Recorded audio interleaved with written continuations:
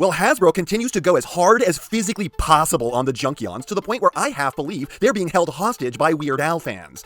Normally, I'd say that they were riding this mold to the bank, but instead, it seems like they are intent on spending the bank to ride this mold. As here, we have our yet third extremely heavy retool of their Wreck-Gar mold. It's 86 Scrap Heap. Or is this Junk Heap? Why did they name the two of these that they've done so far just about the exact same thing? But first, your likes! Please do. And if you enjoyed this video by the end and you aren't subscribed already, please consider it. So what can I say about this mold that I haven't said 2 times before, at least, considering that these have ended up on like best of year lists and recommendations and all that? Well, it turns out a lot actually, because despite being on the same basic skeleton, they've changed a ton about this thing. Hell, they didn't even leave the skeleton alone this time. As you can see, that they changed the knees so they can no longer bend backwards because that's no longer part of the transformation on this guy, plus the kickstands are now on the front. And that's not the only thing they've altered about that aspect. They've taken this fairly chunky mold and made it for the first time what I would call sleek. Every part of him is smoother, with freshly swooped lines. Every angle is streamlined, while retaining a small amount of surface sculpting that makes this look like a real object, rather than an animation error in our reality.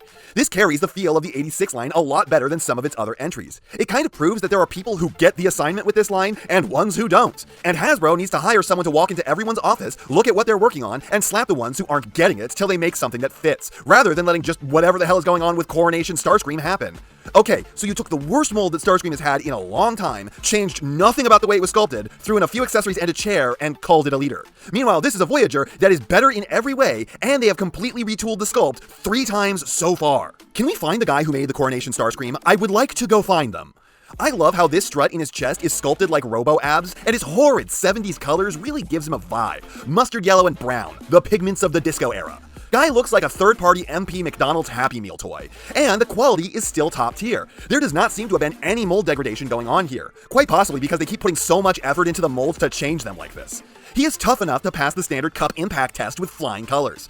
I've probably explained this before, but every now and then I get questions about it. So to get you up to speed, if I say that the joints are tight and then move them with my hand, you have no idea how much force I just put into it. However, if I take a figure that there is a very strong chance that you have, or a figure of roughly equivalent size and weight, and I drop that on the joint, then hopefully that will give you a clearer mental picture of how robust the joints are, when they either barely move, don't move at all, or go flying on contact. I think most of you get that, but I just wanted to clear that up for the others who look at me like I'm hitting this figure with a pencil or something. So it's built well, and it looks distinctly like itself when compared to its brethren. There are still clear similarities, as they are obviously a team, or maybe species, but each one is still uniquely their own individual. This is theming like little we've ever seen in the Transformers, and it doesn't feel cheap that they've done this. Yes, they're using mostly the same underlying structure with each of them, and I get why this aesthetic may not be for you, but there is no denying that this is basically going as all out as they ever have on any retool. And it makes me still excited to see what they do aesthetically with the next one of these that they announce. Seriously, they cannot just leave this at Wreck-Gar, Heap, and Heap. And considering how far they went with the body, you know they didn't skimp on the head either. Like, even the elements you'd think would be the same between this and the other Heap aren't. Like the horns. They're longer here, and they are mounted at a different angle. Plus, they're upside down in comparison. This is yet another thing where they could have said, it's close enough, just reuse it, and they didn't. Seriously, would anyone have blamed them if the horns weren't this long? The Junkions must be someone's favorite team is all I'm saying. Also, am I wrong, or does his face have Megatron vibes? So yeah, I continue to be thoroughly impressed by the robot modes for these guys. It is the kind of thing that proves to me that a lot of the time Hasbro could be doing better with a lot of the toys they offer.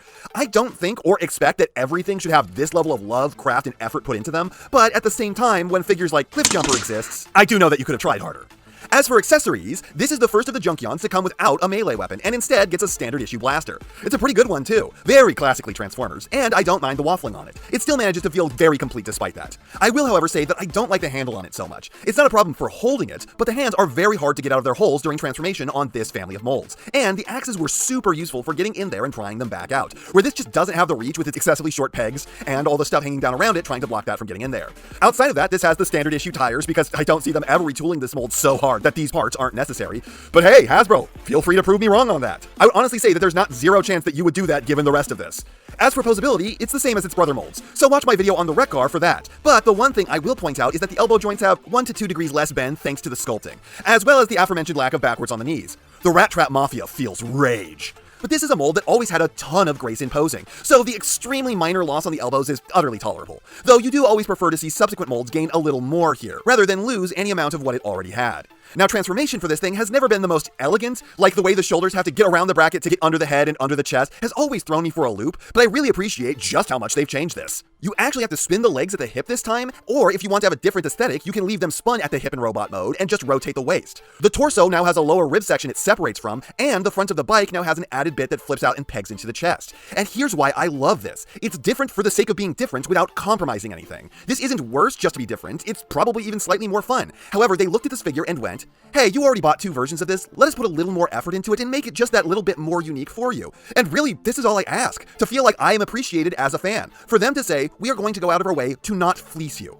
I also really appreciate that the kickstands are way easier to flip out on this version of the mold. And with those few alterations, I think they've managed to change up the aesthetic of this bike mode by a ton. It's gone from being a rat hog to something with a techno vibe that I tend to associate with Japanese biker gangs from the 80s. Like, I can just see a Bosozoku decked out in white riding this in an old anime. Though I will say that the one thing that throws off the whole vibe is the gas tank here. I know it has to be wide enough to contain the front of the motorcycle, but it is auspiciously fat looking here. And with the complete lack of a paint job, it is extraordinarily plain. I fully admit that they have given us our money's worth with the rest of this thing. There is no question in my mind that they have not skimped on the paint. They have spent as much of the budget as was possible on the figure. However, that does not mean that this should be devoid of negative criticism. Hopefully, Repro Labels comes out with something to liven this section up a bit, and hopefully those stickers will be just a little bit slimming. Also, if you have more than one of these, horrible Tri-Grinder of Death on the front, anyone? Or I suppose if you have the Wreck-Gar, then that can also just do that on the back as well as the front.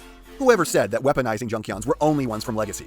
So, like all of the other Junkions so far, this is absolutely excellent. There is not a doubt in my mind that they went above and beyond to try and earn our money. And just because it's a good design doesn't mean that it has to be for you. You may hate the aesthetic. You may not vibe with any level of parts forming no matter what the design is being adapted. You may not care at all about G1 or the Junkions. That's all fair, and that all might make you not enjoy this. How much you care for any figure will always be subjective. But even if that is true for you, this is still objectively excellent quality, and it more than earns my recommendation. I would even go so far as to call it a micro masterpiece, if just for the fact that it is blatantly doing its Happy Meal lineage proud. But before we go, let's thank a patron. If you want to get on this wheel yourselves, subscribe to my Patreon at any tier and tell me your favorite figure. When I run out of your favorites, you can tell me your most hated figures, and that's probably where the real fun will start. And this time our winner is...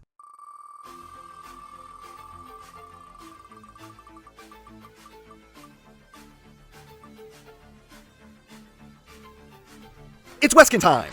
I feel like the spinner has a preference for towards the end of the list, but congratulations, man. I don't have much to add that wasn't already in my review of it, but the KBB Devastator is a weirdly excellent little knockoff. Yes, it's not the most durable thing in the universe as the whole thing has been scaled down to like a third of the size, so thin walls of plastic be found here. But every flaw that the Combiner Wars had is way more forgivable at this scale, and only costing $40, yeah, I'll say that this has got the value of something halfway between Voyager and Leader.